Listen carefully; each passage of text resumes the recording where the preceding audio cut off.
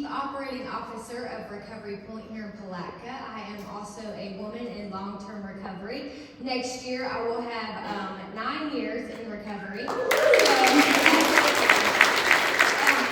about Recovery Point. We are a recovery community organization, so we offer non-clinical recovery support services, and we also have a sober living facility. And tonight I have the privilege of interviewing Michelle. I have been working with her for about 3 years. I met her in the Putnam County Jail. She is an overdose survivor, and the woman that I met in the county jail 3 years ago is not the woman that is sitting here today.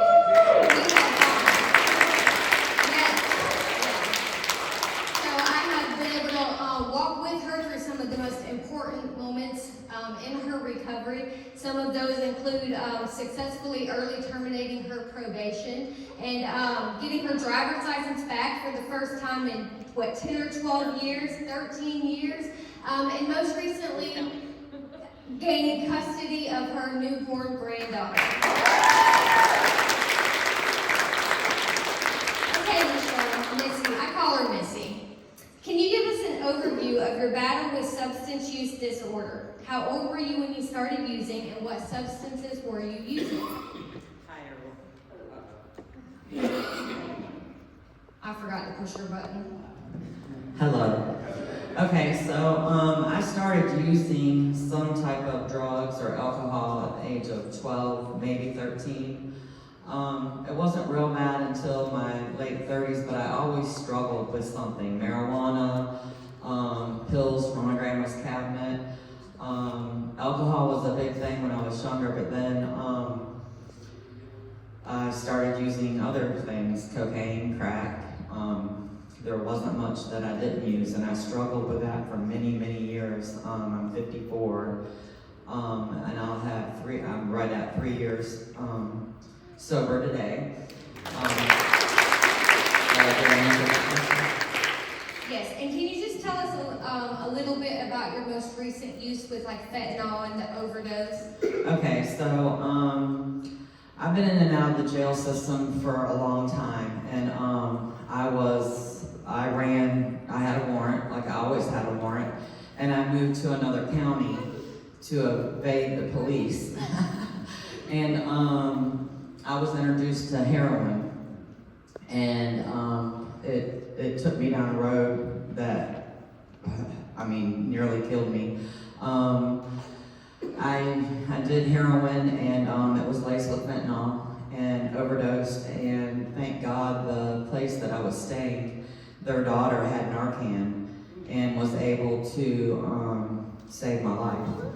And from that point, I never used again. I went into the jail system, of course, because I had the warrant, and that was the last time I used was, October 21st, 26th of 2021. But it was, I can't even tell you, I didn't know it was fentanyl. I didn't know anything about fentanyl. I have used any type of drug and every type of drug that there is known to man, and I've never experienced anything like that. It was just a little tiny bit. And I was literally dead. They had to use both doses of the fentanyl to save me, so. Thank you. Of the Narcan. Oh, yeah. Oh, no. Yeah. Whoops. Yeah. I only took a little piece of the dose of the fentanyl. Thank you, Reverend. All right, Missy. How long have you been in recovery, and what does that look like for you today? Okay, so like I was saying, I've been in recovery for 3 years. I've been sober for 3 years, but my actual recovery started in the Putnam County Jail at the recovery pod when I was offered the opportunity of help, and that there was help for me. That was never offered to me at any time ever before in my life. And Amber, which I've known for many, many years, offered me the chance to come live at Recovery Point when I left the Putnam County Jail, and I'm going to go ahead and tell you that it was the best decision that I ever made. Had it not been for Recovery Point, I would have had to have went right back to the same environment that I was once in. And it saved my life, and I'm forever grateful. All right, what have been a few keys to the success you've experienced in your recovery?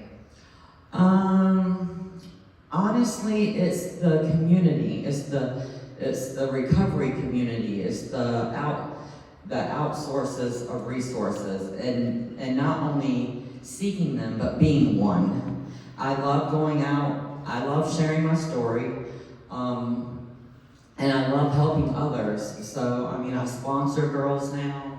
I'm very active in the recovery community, and I just want people to know that there is help out there, and I love being that light for some people, you know.